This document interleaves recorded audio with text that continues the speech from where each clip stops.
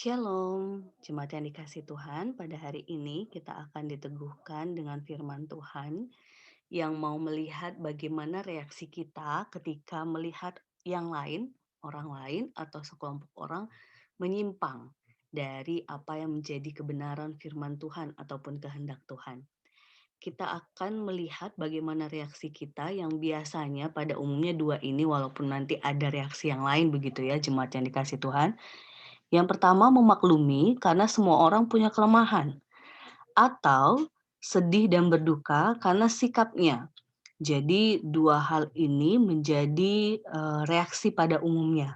Nah, kita akan melihat reaksi dari seorang Nabi Esra ketika melihat umat melakukan penyimpangan.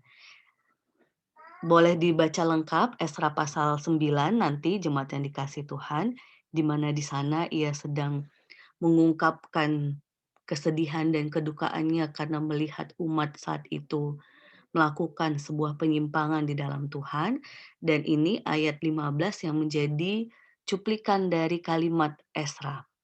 Ya Tuhan Allah Israel, Engkau maha benar, sebab kami masih dibiarkan tinggal sebagai orang-orang yang terluput, seperti yang terjadi sekarang ini. Lihatlah kami menghadap hadirat-Mu dengan kesalahan kami. Bahwasanya dalam keadaan demikian, tidak mungkin orang tahan berdiri di hadapan-Mu. Jadi kata-kata Esra ini menegaskan bagaimana ia mewakili umat saat itu dengan kesalahannya, memohon ampun kepada Tuhan dan memohon agar Tuhan terus menyertai bahkan tetap melihat Allah menyertai mereka dengan cara-cara sederhana untuk tetap meneguhkan umat berjalan dalam terang kebenaran Tuhan. Apa yang menjadi kesalahan umat saat itu, jemaat yang dikasihi Tuhan? Teks hari ini pasal 9 memperlihatkan reaksi Esra terhadap dosa yang dilakukan oleh orang-orang buangan yang kembali ke Yerusalem dari Babel. Setelah beberapa waktu Esra menerima laporan bahwa orang Israel menikah dengan orang kafir, dalam arti di sini adalah orang-orang yang tidak seiman dengan mereka, dan bahayanya ataupun, sedihnya, para imam, orang Lewi, para pemuka dan penguasa juga melakukan hal itu. Sehingga Esra pun sungguh-sungguh berduka, ia merobek pakaiannya, mencabut janggut serta rambut di kepalanya. Walaupun dia tidak melakukan dosa itu, tetapi ia datang kepada Allah untuk mengakui segala kesalahan yang dilakukan bangsanya. Kenapa, pernikahan terhadap yang berbeda agama ini saat itu menjadi sesuatu yang paling ditentang, begitu jemaat yang dikasih Tuhan.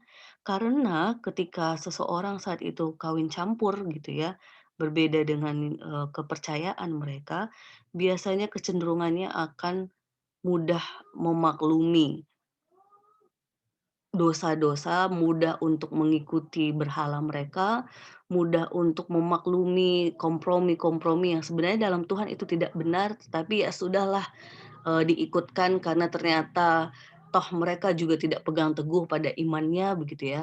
Nah, kondisi spiritualitas inilah yang memprihatinkan, yang membuat mereka akhirnya menjadi seseorang yang mengakibatkan mereka tidak lagi punya area yang khusus kudus di hadapan umat Allah, sebagai kehidupan umat Allah yang tidak dicampuri oleh penyembah berhala.